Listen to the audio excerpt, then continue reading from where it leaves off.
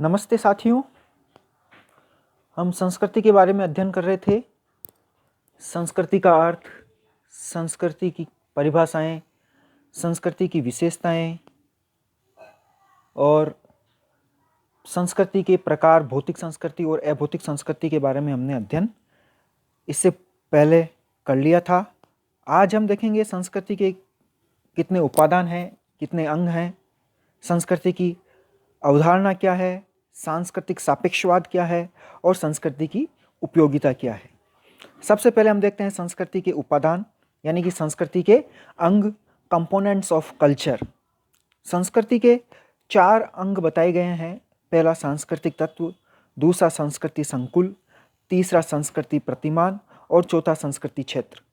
पहला देखते हैं हम सांस्कृतिक तत्व, या इसको संस्कृति की सबसे छोटी इकाई भी कहा गया है, कल्चरल ट्रेट और एलिमेंट।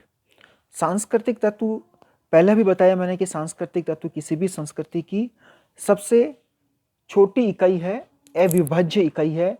इससे आगे उसका विभाजन नहीं किया जा सकता। हमने पहले देखा था कि संस्कृति के अंतर्गत भौतिक तत्व और अभौतिक तत्व दोनों आते हैं। यदि हम भौतिक तत्वों की बात करें तो रेडियो, चाकू, टेबल इत्यादि, पेन अपने आप में एक सांस्कृतिक तत्व है। और यदि अभौतिक संस्कृति की बात करें तो संकेत, शब्द, विचार इत्यादि ये भी सांस्कृतिक तत्व है, क्योंकि ये संस्कृति की सबसे छोटी या न्यूनतम इकाई है और इससे आगे इसका विभाजन नहीं किया जा सकता। विभाजन यदि कर दिया जाए तो फिर उसका कोई अर्थ नहीं रहता है। जैसे कि एक पेन है, यदि पेन में से इसकी रिफिल और इसके दूसरे चीज़ें जो अगर निकाल दी जाए तो फिर पेन का अस्तित्व खत्म हो जाता है। क्रोबर, जो एल क्रोबर बहुत बड़े समाजशास्त्री हुए हैं, उन्होंने सांस्कृतिक तत्व की परिभाषा इस देते हुए बताया है कि सांस्कृतिक तत्व जो है वो संस्कृति का अल्पतम परिभाषित तत्व है, यानी कि इससे आगे और इसको परिभाषित सूक्ष्म रूप से नहीं किया जा सकता। सांस्कृतिक तत्व इस प्रकार हम देखते हैं कि सबसे सरल, छोटी और आगे विभाजित नहीं हो सकने वाली इकाई है। सांस्कृतिक तत्वों के आधार पर ही हम संपूर्ण संस्कृति को समझ सकते हैं और 2 या 2 से अधिक संस्कृतियों की तुलना कर सकते हैं। दूसरा है संस्कृति संकुल, कल्चर कॉम्प्लेक्स। ये जो संस्कृति के अंग है उसकी दूसरा अंग है, दूसरा चरण है, दूसरा स्टेप है, यानी कि कई सांस्कृतिक तत्व मिलकर संस्कृति संकुल बनाते हैं। जब कई सांस्कृतिक तत्व परस्पर मिल जाते हैं और मिलना उनका कोई अर्थपूर्ण तरीके से हो, उद्देश्यपूर्ण तरीके से हो, तो वो मिलकर एक संस्कृति संकुल का निर्माण करते हैं। इसका एक बहुत अच्छा उदाहरण दिया है, एक फुटबॉल का खेल मैदान या हॉकी का खेल एक सांस्कृतिक संकुल है। अब इस हॉकी के खेल में कई सारे सांस्कृतिक तत्व हैं, जैसे कि गेंद, स्टिक, गोल के खंबे, प्लेयर्स इत्यादि। ये सब सांस्कृतिक तत्व मिलकर एक संस्कृति संकुल यानी हॉकी के खेल का निर्माण करते हैं। जब सांस्कृतिक तत्व परस्पर इस प्रकार सांस्कृतिक तत्व जब अर्थपूर्ण ढंग से जुड़ जाते हैं और मनुष्य की आवश्यकताओं की पूर्ति करते हैं तो इसे हम सांस्कृतिक संकुल या कल्चर कॉम्प्लेक्स कहते हैं। तीसरा अंग है संस्कृति प्रतिमान, कल्चर पैटर्न। रूथ बेनेडिक्ट ने अपनी पुस्तक patterns of culture, Ruth Benedict ने एक पुस्तक लिखी है पैटर्न्स ऑफ कल्चर, संस्कृति प्रतिमान के बारे में ही। उसमें संस्कृति प्रतिमान को बहुत अच्छे तरीके से परिभाषित किया है और उन्होंने कई सारी संस्कृतियों की तुलना की है, उनका अध्ययन किया है। संस्कृति प्रतिमान के व्यवस्थित संगठन से एक संपूर्ण संस्कृति का निर्माण होता है। जब संस्कृति प्रतिमान के व्यवस्थित हो जाते हैं तो वो संस्कृति का निर्माण करते हैं। बेनेडिक्ट प्रतिमानों को आदर्श या प्रेरक सिद्धांत के रूप में भी स्वीकार करते हैं जो मानव व्यवहार का नियंत्रण करते हैं। चौथा है संस्कृति क्षेत्र, कल्चर एरिया। अंतिम है ये संस्कृति का अंग। जब स्पष्ट है कि सांस्कृतिक क्षेत्र, कल्चर एरिया तब बनता है जब कई सारी संस्कृति प्रतिमान आपस में एक जगह इकट्ठा होते हैं, जुड़ जाते हैं। यानी कि जब संस्कृति एक निश्चित भौगोलिक क्षेत्र तक ही विस्तृत होती है, सांस्कृतिक तत्वों, संकुलों और प्रतिमानों का प्रसार एक निश्चित भौगोलिक क्षेत्र तक होता है। जब कई सांस्कृतिक प्रतिमान एक कहने का तात्पर्य यह है कि जब कई सांस्कृतिक प्रतिमान एक निश्चित भौगोलिक क्षेत्र में पाए जाते हैं तो वो एक संस्कृति क्षेत्र का निर्माण करते हैं, एक कल्चर एरिया का निर्माण करते हैं। अगला है संस्कृति की अवधारणा। संस्कृति की अवधारणा में संस्कृति परिवर्तन है, सांस्कृतिक संपर्क है और संस्कृति संक्रमण या परसंस्कृतिकरण है। पहला है संस्कृति परिवर्तन, कल्चर चेंज। जैसा कि नाम से स्पष्ट है कि संस्कृति के किसी भी पक्ष में होने वाले परिवर्तन को संस्कृति परिवर्तन कहते हैं। यानी कि संस्कृति के जो दो एस्पेक्ट हैं, दो भाग हैं, भौतिक संस्कृति, अभौतिक संस्कृति। तो भौतिक संस्कृति और अभौतिक संस्कृति के किसी भी पक्ष में, किसी भी भाग में, किसी भी कंपोनेंट में जो परिवर्तन होता है उसे संस्कृति परिवर्तन या कल्चर चेंज कहते हैं। हमने देखा था कि संस्कृति दो प्रकार की होती है, भौतिक संस्कृति और अभौतिक संस्कृति। भौतिक संस्कृति में हम ये मकान, पंखा, कार, पेन, पेंसिल, खिड़की, दरवाजे ये सब आते हैं।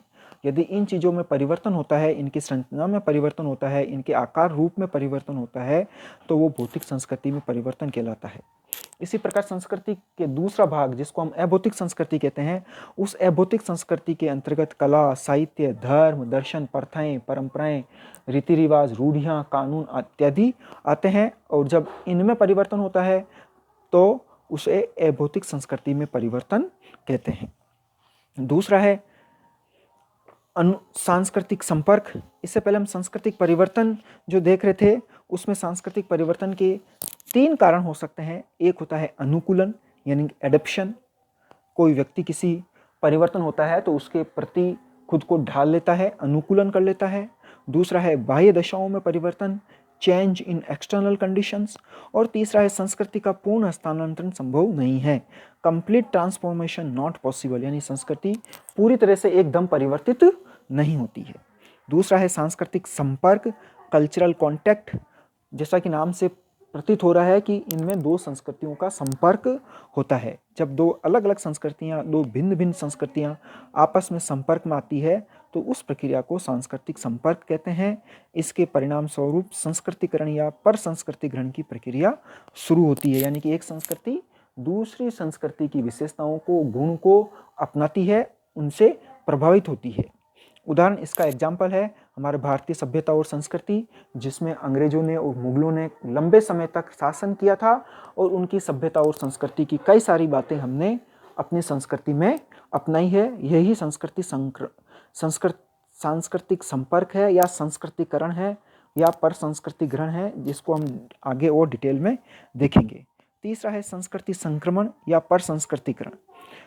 इसमें जब दो संस्कृतियां परस्पर संपर्क में आती है तो वो एक दूसरे को प्रभावित करती है और बहुत सारे सांस्कृतिक तत्वों को किसी एक संस्कृति द्वारा अपना लिया जाता है, जिसके उसकी संपूर्ण जीवन विधि, वे ऑफ लाइफ बदल जाती है। यानी कि उस कंप्लीट संस्कृति, पूरी संस्कृति चेंज हो जाती है, पूरी संस्कृति बदल जाती है। अर्थात एक संस्कृति के द्वारा अपने संस्कृति को भुलाकर, अपने सांस्कृतिक तत्वों को भुलाकर दूसरी संस्कृति के तत्वों को अपना लेना परसंस्कृतिकरण कहलाता है। अगला है सांस्कृतिक सापेक्षवाद। जैसा कि नाम से ही पता चल रहा है, सांस्कृतिक सापेक्षवाद से तात्पर्य है सापेक्षता, यानी कि विभिन्न संस्कृतियों का पाया जाना। हर्शकोविट्स ने यह अवधारणा दी थी। सांस्कृतिक सापेक्षवाद से तात्पर्य है कि कई सारी संस्कृतियां एक ही जगह पर पाई जाना। कल्चरल रिलेटिविज्म, किसी एक संस्कृति द्वारा दूसरी संस्कृतियों पर हावी नहीं होना। इसका सबसे अच्छा उदाहरण भारत है, जहाँ पर सांस्कृतिक सापेक्षवाद के तहत मानव की विभिन्न जीवन शैली, भाषा, नैतिकता तथा विभिन्न संस्कृतियाँ यहाँ पर पाई जाती है। विभिन्न संस्कृति के लोग, विभिन्न भाषा भाषी के लोग, विभिन्न रहन सहन के लोग एक साथ यहाँ पर रहते हैं। यानी कहने का तात्पर्य यह है कि एक ही जगह पर कई सारी संस्कृतियों का पाया जाना। सांस्कृतिक सापेक्षवाद के अंतर्गत विभिन्न संस्कृतियों को एक स्थान पर संरक्षण प्राप्त होता है।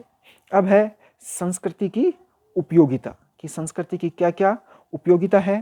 पहला है आवश्यकताओं की पूर्ति, दूसरा है व्यक्तित्व के निर्माण में सहायक, तीसरा है आदतों का निर्माण, चौथा है नैतिकता का निर्धारण, पांचवा है व्यवहारों में एकरूपता, छठा है सुरक्षा और सातवां है सामाजिक नियंत्रण में सहायक। अब हम थोड़ा सा डिटेल में देखते हैं कि कल्चर की क्या यूटिलिटी है। पहला है आवश्यकताओं की पूर्ति। सेटिस्फाइज ह्यूमन नीड्स, संस्कृति के द्वारा मनुष्य की आवश्यकताओं की पूर्ति होती है। ये आवश्यकताएं शारीरिक हो सकती है, मानसिक हो सकती है, सामाजिक हो सकती है। इन सभी आवश्यकताओं की पूर्ति मनुष्य समाज में रहकर प्राप्त करता है और ये सब संभव हो पाया है संस्कृति के कारण। दूसरा है व्यक्तित्व के निर्माण में सहायक, हेल्प इन पर्सनैलिटी डेवलपमेंट। व्यक्ति के निर्माण में भी सांस्कृतिक पर्यावरण की बहुत बड़ी भूमिका होती है। जिस प्रकार का सांस्कृतिक पर्यावरण होता है उसी अनुसार व्यक्तित्व की पर्सनैलिटी का डेवलपमेंट होता है, यानी कि संस्कृति व्यक्तित्व के निर्माण में भी काफ़ी सहायक सिद्ध होती है। तीसरा है आदतों का निर्माण, हैबिट फॉर्मेशन। मनुष्य जिस भी सांस्कृतिक परिवेश में रहता है, जैसे सांस्कृतिक परिवेश में पलता बढ़ता है या पला बढ़ा है, या उसका उसी प्रकार से उसका रहन सहन होता है, उसी प्रकार से उसका खान पान होता है, उसी प्रकार से उसकी आदतें होती है। चौथा है नैतिकता का निर्धारण, मॉरल वैल्यूज़। समाज में सही गलत, उचित अनुचित का निर्धारण भी हमारी संस्कृति करती है। किसी संस्कृति में किसी को सही माना जाता है तो किसी को गलत भी माना जा सकता है। जैसे कि प्राचीन समय की यदि हम बात करें तो अंग्रेजी संस्कृति में घूंघट प्रथा को सही नहीं माना जाता था, हमारे भारतीय समाज में उसी घूंघट प्रथा को सही माना जाता था। पांचवा है व्यवहारों में एकरूपता, यूनिफॉर्मिटी इन बिहेवियर। एक संस्कृति से संबंधित सभी व्यवहारों, व्यक्तियों के व्यवहारों में, रीति रिवाजों में, प्रथाओं में, आदर्शों में आदि में समानता पाई जाती है। व्यक्ति उसके अनुसार ही आचरण करते हैं, अर्थात उस संस्कृति के सभी व्यक्तियों में एक रूपता पाई जाती है। सुरक्षा, प्रोटेक्शन। संस्कृति में पूर्वजों के अनुभव शामिल होते हैं तथा व्यक्ति स्वतः ही समाज द्वारा स्वीकृत आचरणों को इससे सीखता है, अतः यह उसको सुरक्षा प्रदान करती है। सामाजिक नियंत्रण में सहायक है। संस्कृति में जो कई सारी प्रथाएं हैं, परंपराएं हैं, लोकाचार है, उसके कारण व्यक्ति पर कंट्रोल रहता है, व्यक्ति के व्यवहार पर नियंत्रण रहता है। इस प्रकार संस्कृति सामाजिक नियंत्रण में भी सहायक होती है। संस्कृति के कारण ही व्यक्ति संयमित व्यवहार करता है। व्यक्ति का व्यवहार किन्हीं मानकों के तहत नियमित रहता है। इस प्रकार हमने देखा कि संस्कृति के कारण समाज में सद्भावना रहती है, समाज में सभी तरह के जो नियम कानून कायदे हैं यह व्यक्ति पर नियंत्रण बना रहता है। संस्कृति के कारण अराजकता समाज में नहीं फैलती है। Thank you.